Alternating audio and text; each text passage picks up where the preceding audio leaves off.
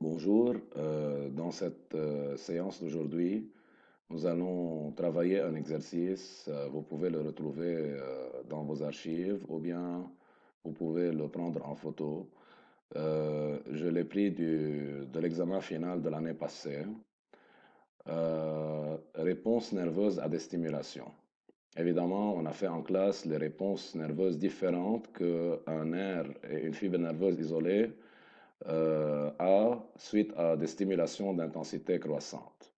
On procède à des stimulations d'intensité croissante I1 à I9 sur un nerf. بنذكر انه un nerf, c'est un ensemble de faisceaux de fibres nerveuses et on a vu sa structure, etc. L'amplitude des réponses obtenues figure dans le tableau du document 6 ci-dessous.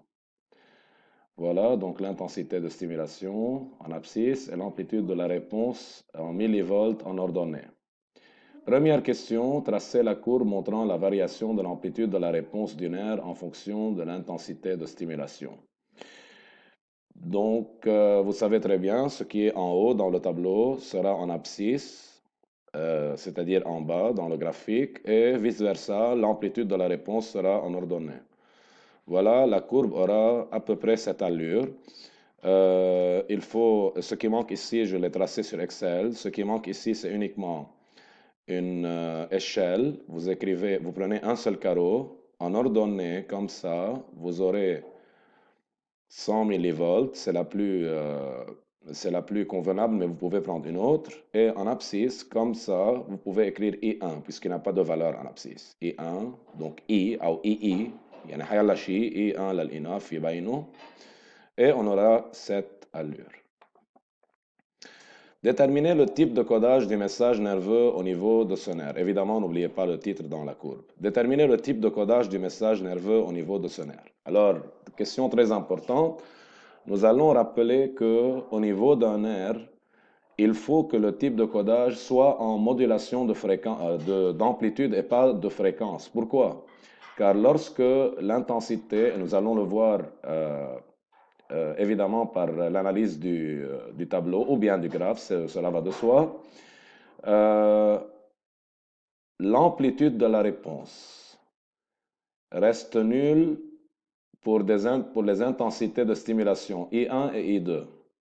Cette amplitude augmente de 110 millivolts à 680 millivolts lorsque l'intensité de stimulation augmente de I3 à I7 et reste constante à cette valeur maximale entre I7 et I9. Donc, le message nerveux au niveau du nerf est codé en modulation d'amplitude, c'est-à-dire plus la stimulation augmente, plus l'amplitude augmente. هيدي ما بنقولها آخر جملة قلتها. طبعا رح تفرق انه بالفيبر نيرفوز ما رح تعلى الامبليتيود، يعني رح يكون في فريكانس عم تعلى بس الامبليتيود عم تبقى كونستانت. عملنا اكزرسيس بالصف ولا بنرجع بنعمل واحد تاني.